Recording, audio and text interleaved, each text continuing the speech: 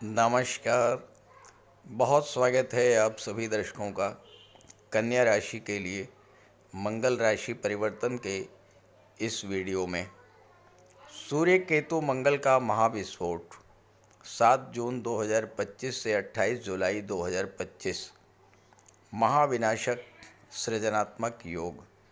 जी हाँ, 7 जून 2025 एक बेहद विस्फोटक योग आपकी गोचर कुंडली में पूरे 51 दिन के लिए बन चुका है।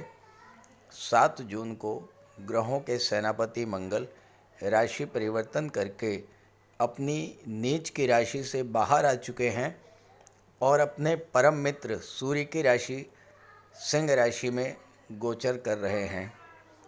यहाँ पर मंगल केतु की युति बनेगी और ये युति 28 जुलाई तक रहेगी। अब देखिए, मंगल अग्नि तत्व ग्रह हैं, केतु भी अग्नि तत्व ग्रह हैं और सिंह राशि अग्नि तत्व राशि है।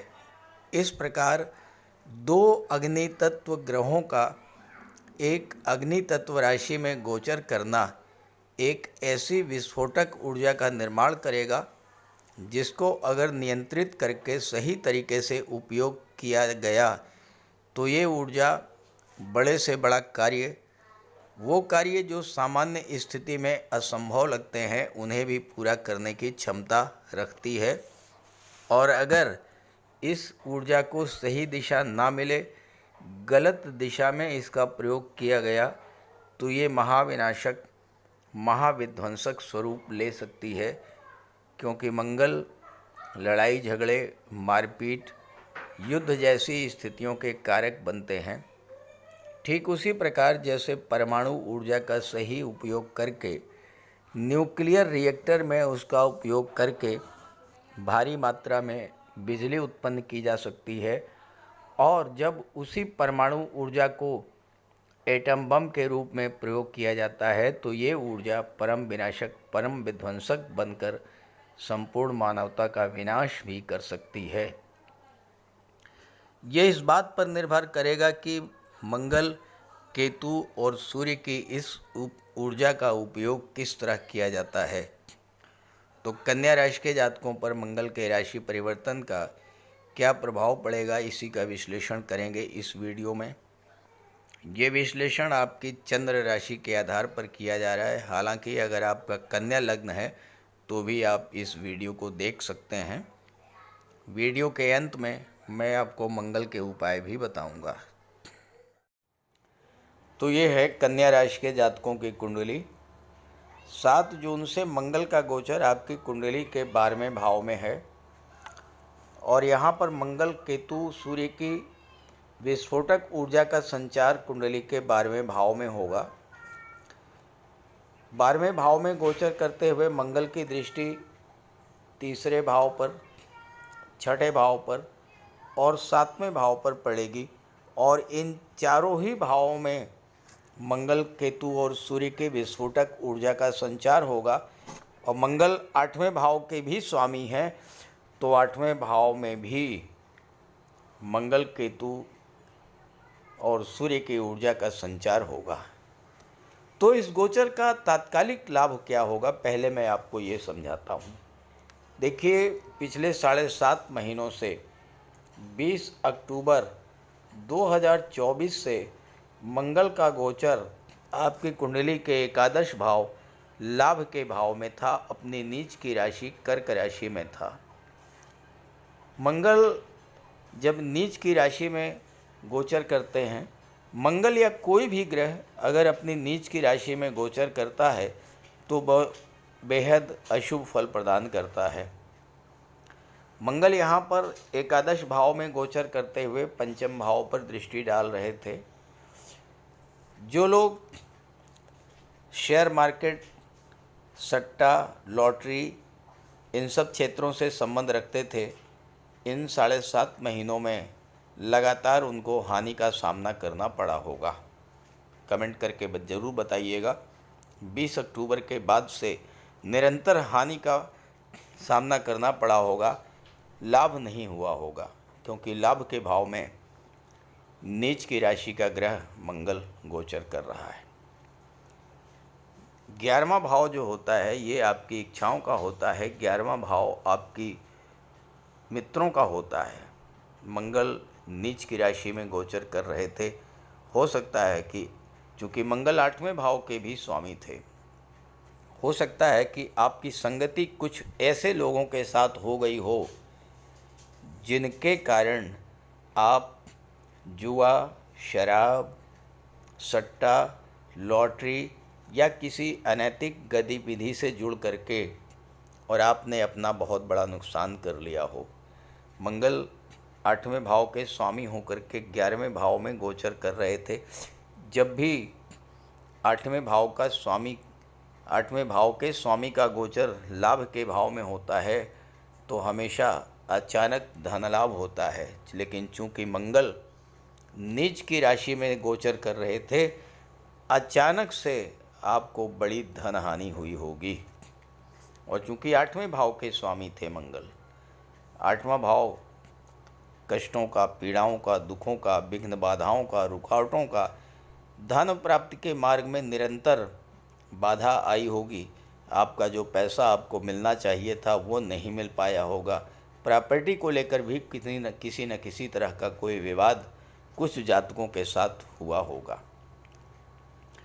अब मंगल अपनी नीच की राशि से बाहर आ चुके हैं और पिछले 7.5 महीनों से आपके जीवन में मंगल के गोचर को लेकर के जो समस्याएं बनी हुई थी, उन समस्याओं से अब आपको राहत मिलनी शुरू हो जाएगी। और अब मंगल चूँकि 12वें भाव में विदेश के भाव में गोचर करेंगे और 8वें भाव के स्वामी होकर के केतु के साथ, केतु क्या हैं?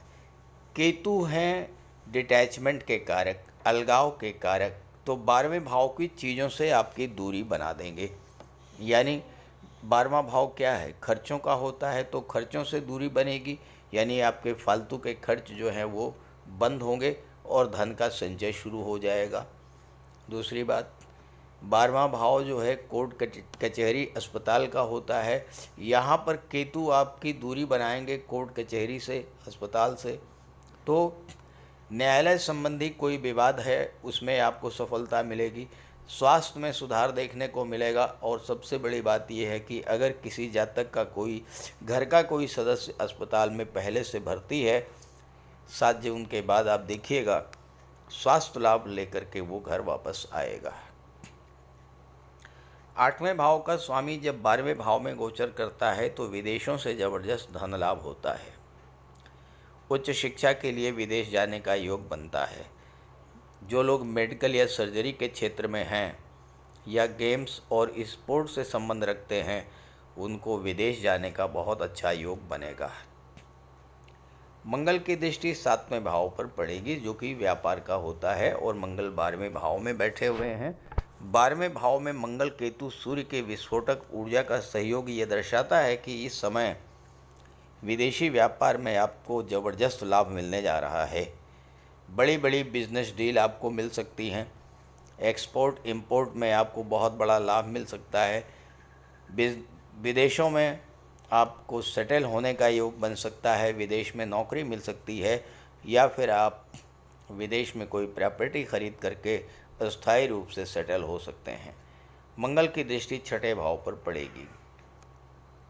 मंगल मित्र की राशि में है तो 6ठे भाव के अच्छे फल आपको मिलेंगे।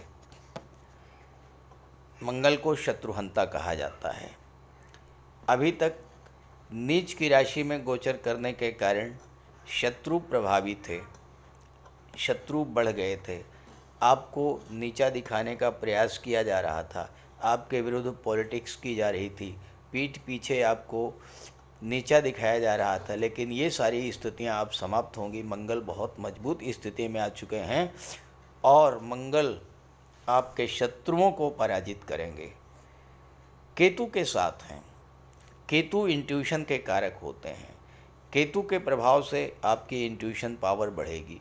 आप अपने उन शत्रुओं को पहचान लेंगे जो कि छिप करके पीठ पीछे आप पर वार कर रहे थे और ऐसे शत्रुओं से आप दूरी बना लेंगे या फिर उन्हें पराजित करके समाप्त करेंगे।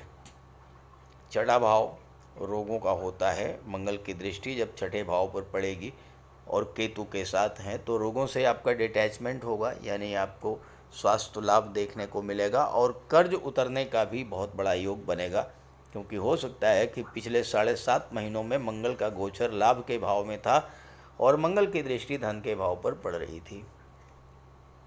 खर्चे इतने बढ़े होंगे कि आपका जो संचित धन था वो भी समाप्त हो गया होगा। कर्ज लेने की स्थिति से भी आप बाहर आ चुके होंगे।